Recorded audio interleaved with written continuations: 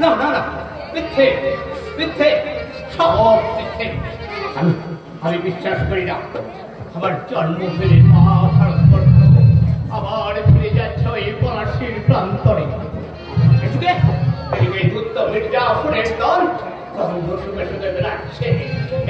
এই দেশকে রসাতলে পাঠাবার জন্যে। সিরাজ, সিরাজ, তুমি বিশ্বাস করো না সিরাজ? একবার বিশ্বাস করে ঠকেছ, আর বিশ্বাস করো না। সিরাজ, সিরাজ, সিরাজ, আছিস? তুমি আবার এই ঘুমের ঘরে রাতের বেলায় অন্ধকারে বেরিয়ে পড়েছ? শুনতে পাচ্ছিস? শুনতে পাচ্ছিস দিদি ভাই? দেশে রাতে কানাতে দিবারা পেয়ে মুখলতায় শয়তানের দল।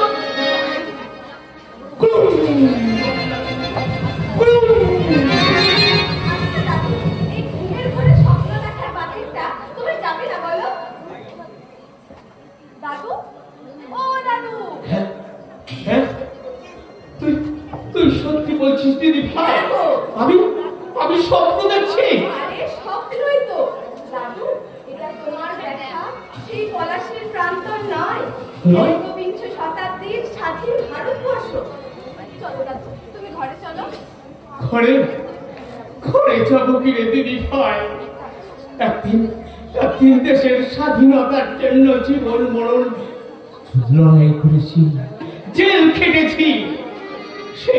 সেই ছেলে বসে তোর তোমার মৃত্যু সংবাদ পেয়েছি, কিন্তু চোখের জল ফেলার সময় পাইনি দিদি ভাই। চোখে জল ফেলার সময় পাইনি। তার বিনিময়ে আমি কি পেয়েছি জানিস? তাম্রপত্র।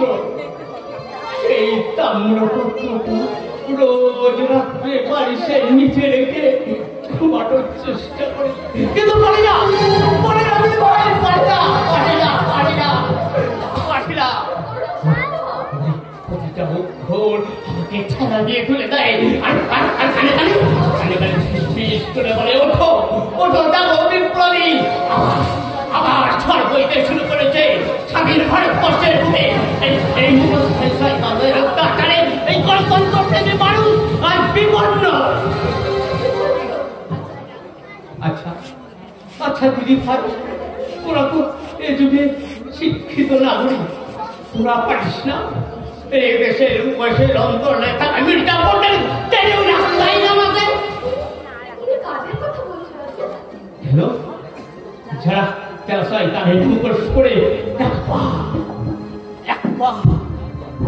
একবার করে এগিয়ে দেশ আর সমাজের ধ্বংস সাধন করছে, আর মুখে ওড়াচ্ছে মেরা ভারত মহান, মেরা ভারত মহান। তাকে চলে, তাকে চলে।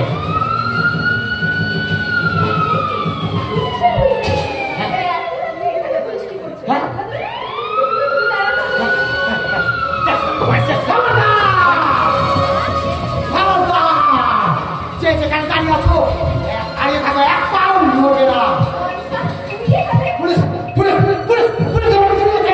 আমি এখানে বলছি, আমার কথা বলেছ, আমি এখনো মরে যাইনি। আমার শরীরে বলছে স্বাধীনতা সংগ্রামের রক্ত, তাই মানুষকে সম্মান দিয়ে কথা বলো। কি বলি? আচ্ছা, আগে পুলিশকে ঝামেলাটা সামলাই, তারপর তোদের কি করতে হয় আমি বলছি। আমি বলবো, ভেবেছিস রাতের অন্ধকারে মাল পাচারে কাজ করে বেড়াবে, কেউ টের পাবে না, তাই না? আপনার অতিথি এখানে বহাল আছে, আসুন স্যার, আসুন আসুন। আচ্ছা, আমার বডি সাথে এখনই টের পাবে।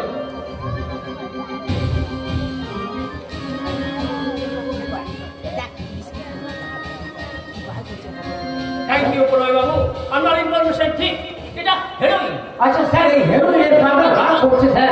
সব জেনে যাবে কারা এই হেরোইনের নেশা ছড়িয়ে দিয়ে এই দেশের ভবিষ্যৎ প্রজন্মকে গলা সেচে মারছে, আর সেটা করবে এই ঘরে।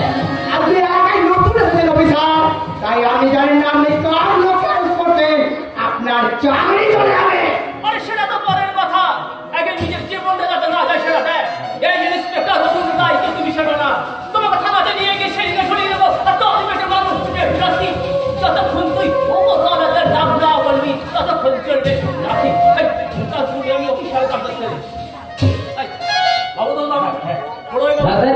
ভাবছি মানুষের সভা থেকে ফেরত দিয়েছি শীতল মিষ্টি শেষ হয়ে পড়বে। অবশ্যই করবো। সমাজের মানুষ হিসেবে আমাদের কর্তব্য আপনাদের সাহায্য করা। কই দাদু, এই খাতা সই করবে? প্রলয়দা, হ্যাঁ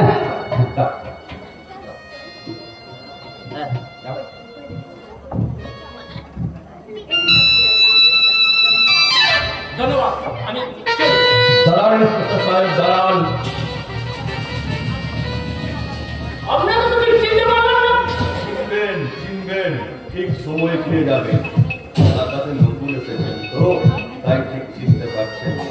আমি এখানকার এমএলএ তার মদন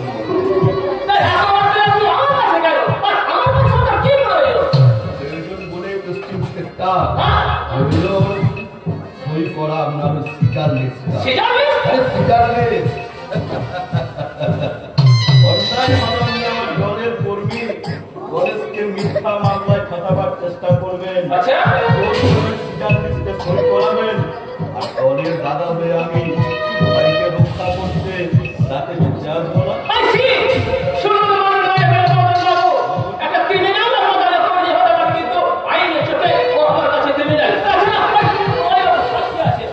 সাক্ষী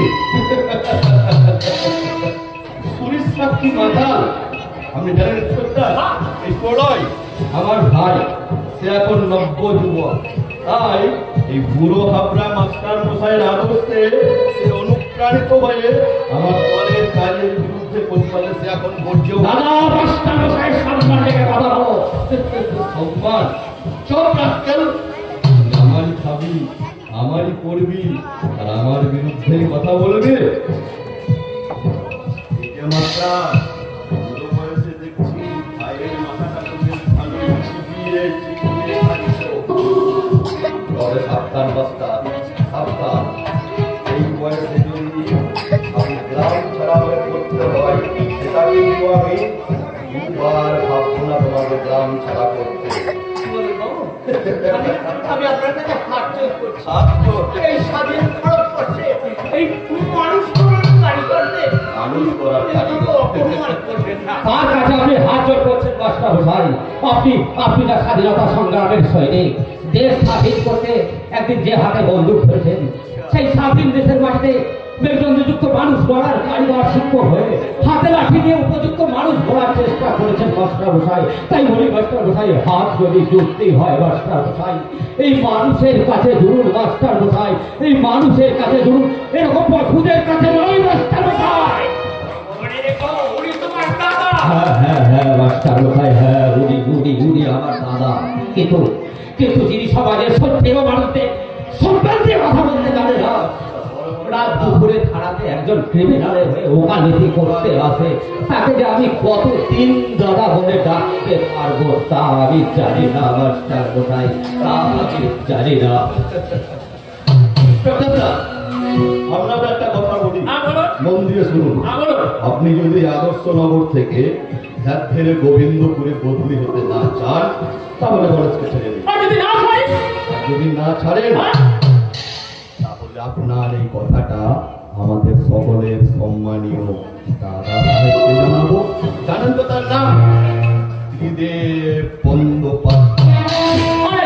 জানি, আমি আপনাদের সকলকে জানি। তবে করি আমাদের যদি কোনো প্রয়োজন থাকে তাহলে আমরা খুশি দেখা করবে। এই রাত্রি অন্ধকারে না, কারণ এখন আমি হন ডিউটিতে আছি।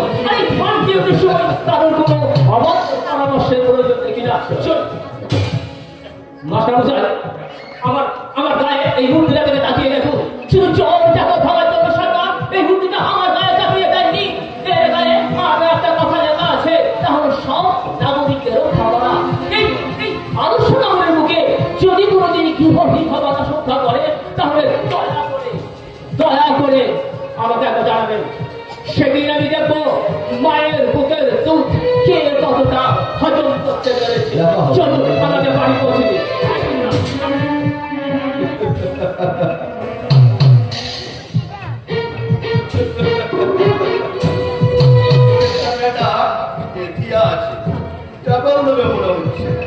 তবে আমিও মদন মন্ডে হাটের পাটালি যাবি ঠোঁটটা ভীষণ ভীষণ শক্ত, কিন্তু একবার গলাতে পারলে ক্যাপ ক্যাপ করে পেটের ভিতর চলে যাবে। তাই চূড়ান্ত যুদ্ধ ঘোষণার আগে এই খবরটা জানাতে